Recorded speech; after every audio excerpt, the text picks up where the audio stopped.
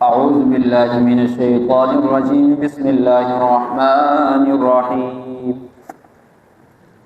اللہ یبدأ الخلق ثم یعیدہ ثم الیہ ترجعون ویوم تقوم الساعة یبلس المجرمون ولم یکن لهم من شرکائهم شفعاء وکانوا بشرکائهم کافرین۔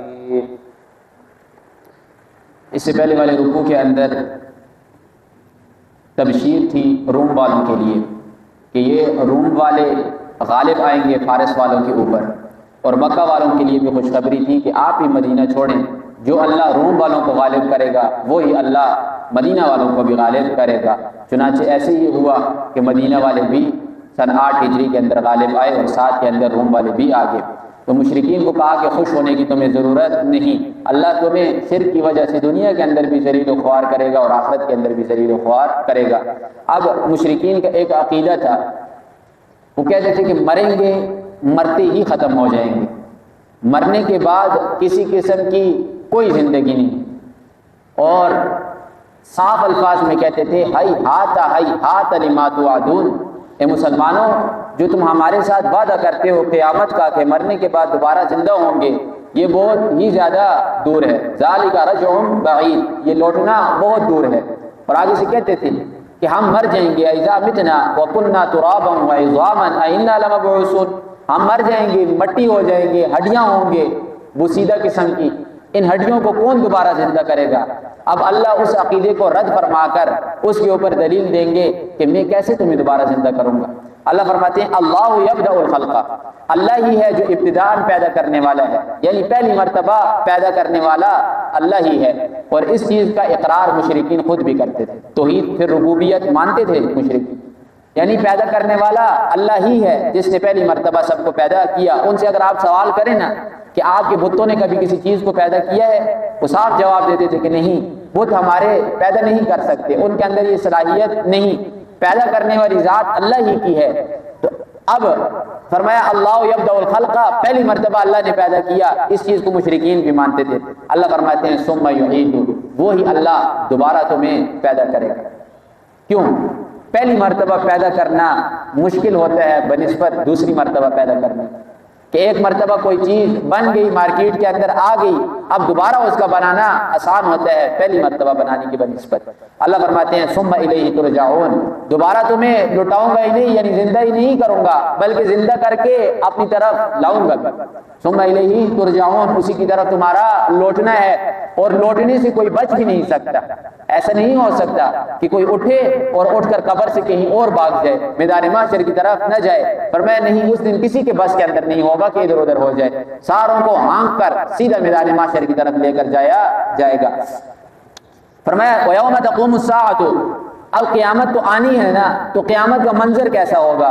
اب اللہ اس منظر کو بیان کرتے ہیں وَيَوْمَ تَقُومُ السَّاعَةُ، اور جس دن قیامت قائم ہوگی، يُبْلِسُ الْمُجْرِمُونَ، یہ مجرم لوگ نا امید ہوں گے، ان کی ساری امیدیں ختم ہو جائیں گی۔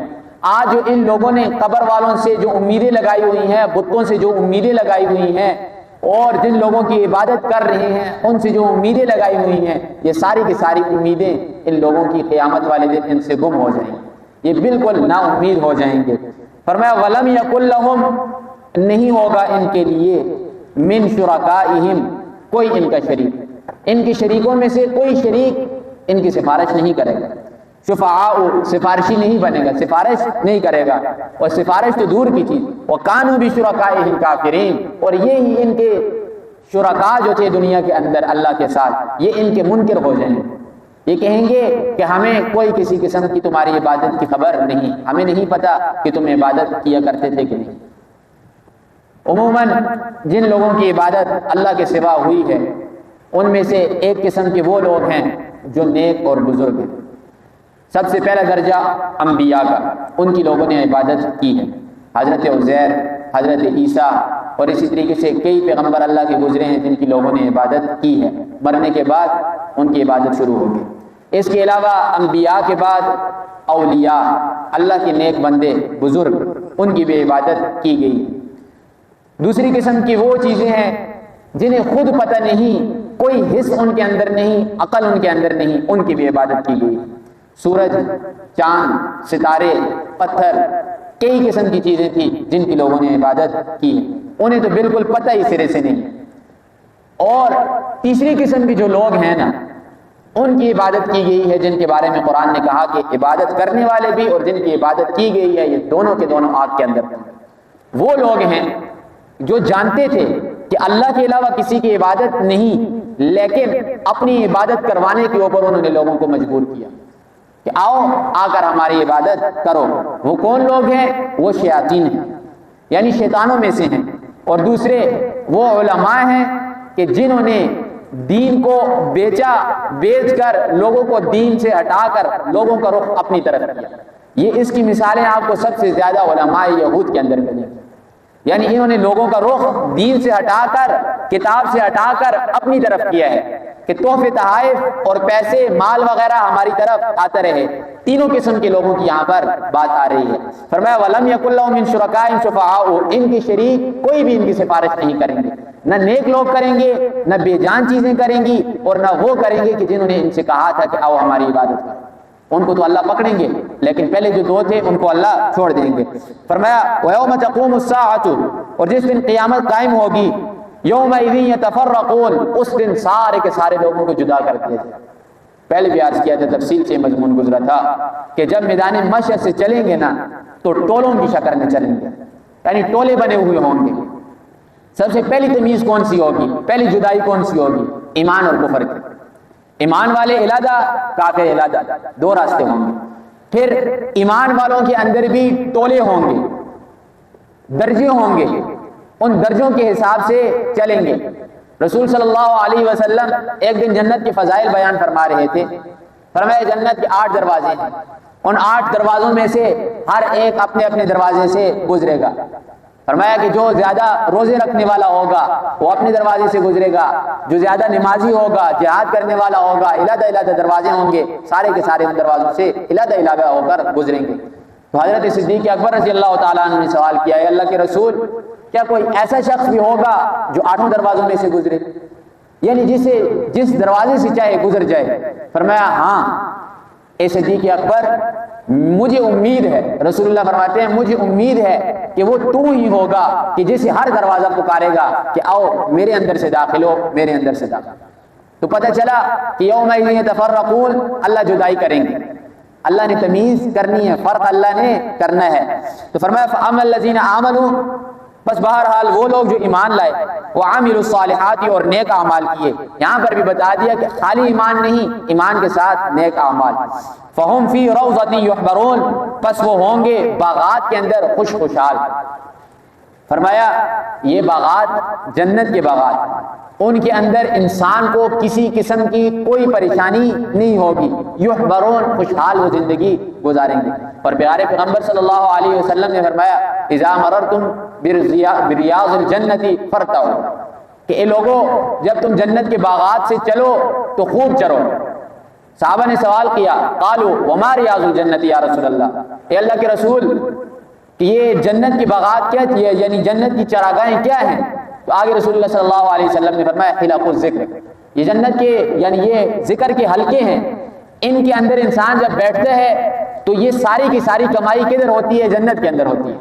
اور اس کی تفصیل اور بھی رسول اللہ صلی اللہ علیہ وسلم نے فرمائی، اور کون سی جگہ سے فرمائی؟ فرمایا جب میں گیا عرش کے اوپر تو حضرت ابراہیم علیہ السلام نے فرمایا کہ محمد اپنی امت کو میری طرف سے سلام کہنا، اور اپنی امت سے کہہ دینا کہ یہ جو جنت ہے یہ بالکل ایک چٹکل میدان ہے، خالی میدان ہے، اس کے اندر کوئی چیز بھی نہیں ہے۔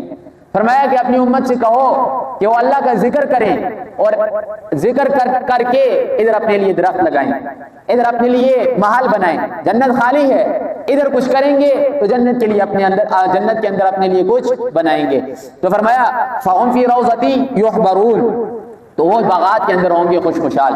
اور دوسری جگہ پر رسول اللہ صلی اللہ علیہ وسلم نے فرمایا کہ یہ جو تمہاری قبر ہے نا، یہ قبر بھی یا تو جنت کے باغوں میں سے ایک باغ ہے یا جہنم کے گڑھوں میں سے ایک گڑھ ہے۔ تو پتہ یہ چلا کہ مرنے کے بعد ہی انسان کی جنت یا جہنم شروع ہو جاتی ہے، اتنا لمبا اللہ انتظار نہیں کرواتے۔ تو فرمایا وَأَمَّا الَّذِينَ كَفَرُوا، بہرحال وہ لوگ جو کافر ہیں، وَكَذَّبُوا بِآيَاتِنَا، اور انہوں نے جھٹلایا ہے ہماری آیتوں کو۔ آیتوں سے مراد یہ یا تو حصی آیتیں ہیں یا معنوی آیتیں ہیں۔ حصی آیتیں وہ کہ وہ نشانیاں اور وہ معجزات جو پیغمبروں نے لوگوں کو اپنے ہاتھوں سے دکھلائے۔ موسیٰ علیہ السلام نے 9 معجزات، 9 نشانیاں دکھلائی، پیارے پیغمبر صلی اللہ علیہ وسلم نے کئی معجزات دکھلائے۔ ایک تو انکار ان نشانیوں کا ہے، ان آیتوں کا ہے، اور دوسری آیتیں جو کتاب کی آئی۔ فرمایا جو کوئی ہماری آیتوں کو جھٹلاتا ہے، وَلِقَاءِ الْآخِرَةِ، اور ہماری ملاقات کو جھٹلاتا ہے، آخرت کی ملاقات کو جھٹلاتا ہے، فرمایا فَأُولَٰئِكَ فِي الْعَذَابِ مُحْضَرُونَ، بس یہ وہ لوگ ہیں جن کو عذاب کے اندر حاضر کیا جائے گا، یعنی ان کو عذاب کے اندر ڈالا جائے گا۔ تو اب کیا کرنا ہے، کیسے بچنا ہے اس عذاب سے؟ تو عذاب سے بچنے کا طریقہ بتا دیا کہ 5 نمازوں کی پابندی کرو۔ یا قرآن کے اندر یہ بھی جگہ ہے جہاں پر 5 نمازوں کا تذکرہ ہے۔ فرمایا فسبحان اللہ، سبحوا سبحان اللہ، تسبیح بیان کرو اللہ کی، وہ اللہ جو پاک ہے۔ تسبیح سے مراد یہاں پر نماز ہے۔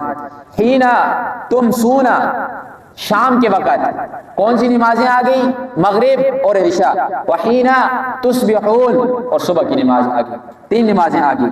فرمایا وَلَهُ الْحَمْدُ فِي السَّمَاوَاتِ وَالْأَرْضِ، اور تم حمد بیان کرو، وَلَهُ الْحَمْدُ، اسی کے لیے تعریف ہے، فِي السَّمَاوَاتِ، آسمانوں کے اندر، وَالْأَرْضِ، اور زمین کے اندر۔ اللہ کی تسبیح کیوں بیان کرو، نمازیں کیوں پڑھو، کیوں؟ وَلَهُ الْحَمْدُ فِي السَّمَاوَاتِ وَالْأَرْضِ، آسمانوں اور زمینوں کے اندر تعریف کے قابل وہی ذات ہے، اس ذات کے علاوہ کسی کی تعریف نہیں۔ کسی انسان کی تعریف کریں گے، وہ ذات انسان کی تعریف نہیں، وہ اللہ کی ذات کی تعریف ہے۔ کیوں؟ بنایا اللہ نے ہے اس انسان کو۔ کوئی کام انسان کرتے ہیں وہ بھی انسان کی تعریف نہیں، حقیقت کے اندر وہ تعریف بھی اللہ ہی کی ہے کہ اللہ اگر اس انسان کو نہ بناتا تو یہ کام تو نہ کر سکتا۔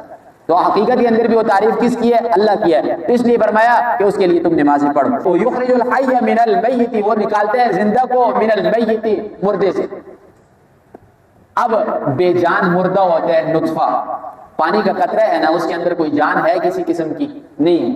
اس بے جان قطرے سے ایک زندہ انسان کو پیدا کرتا ہے اللہ۔ اسی طریقے سے انڈا کیا ہے؟ بے جان ہے، کوئی جان ہے اس کے اندر؟ نہیں ہے۔ اس بے جان انڈے سے زندہ مرغی یا مرغے کو پیدا کرتا ہے، چوزا نکلتا ہے اس انڈے سے۔ یہ پیدا کرنے والا کون ہے؟ اللہ کی ذات ہے۔ اور تیسری مثال، کافر کیا ہوتا ہے؟ مردہ ہوتا ہے۔ کافر مردہ ہوتا ہے، حقیقی زندہ وہ نہیں ہوتا، دل اس کا ہوتا ہی نہیں ہے، دل اس کا مردہ ہوتا ہے، روح اس کی مردہ ہوتی ہے۔ تو کئی جگہ پر کافر کو اللہ نے مردے سے مثال دی ہے کافر کو۔ تو فرمایا اس مردہ کافر سے زندہ مسلمان بیٹا پیدا کرتا ہے۔ تو فرمایا یخرج الحی من المیت ویخرج المیت من الحی، اور وہ نکالتا ہے مردے کو زندہ سے۔ اب انسان زندہ ہے، اس سے نطفہ بے جان نکلتا ہے، یہ بھی اللہ کی قدرت ہے۔ مرغی زندہ ہے، بے جان انڈا اس سے نکلتا ہے، یہ اللہ کی قدرت ہے۔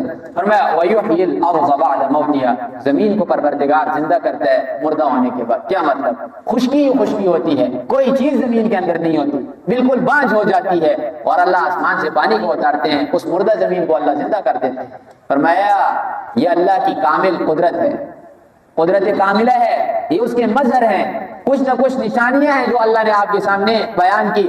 فرمایا جو پروردگار زندہ سے مردہ، مردہ سے زندہ کو پیدا کرتے ہیں اور خشک زمین کو تر کرتے ہیں، تو اس کے اندر سے تمہارے لیے پھل نکالتے ہیں، تو کیا یہ 6 فٹ کے انسان کو مار کر دوبارہ زندہ نہیں کر سکتا؟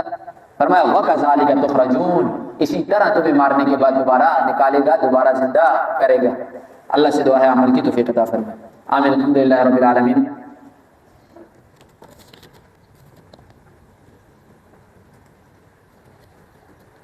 مغرب کی اذان سے پہلے پانی پینا چاہیے یا نہیں پینا چاہیے؟ کسی بھی اذان سے پہلے پانی بھی پی سکتے ہیں اور کھانا بھی کھا سکتے ہیں۔ اذان کے دوران ممانعت آئی ہے کہ اذان ہو رہی ہو تو اس وقت کوئی کام کاج وغیرہ انسان نہ کرے اور اذان کا جواب انسان دے۔ اذان ہونے سے پہلے پہلے آپ کچھ بھی کر سکتے ہیں، جھاڑو بھی دے سکتے ہیں، کھانا بھی کھا سکتے ہیں، پانی بھی پی سکتے ہیں۔ اللہ سے دعا ہے ہم کی توفیق عطا فرمائے۔ آمین۔ الحمدللہ رب العالمین والعاقبۃ للمتقین والصلاۃ والسلام علی رسول محمد وآلہ وصحبہ اجمعین برحمتک یا ارحم الراحمین۔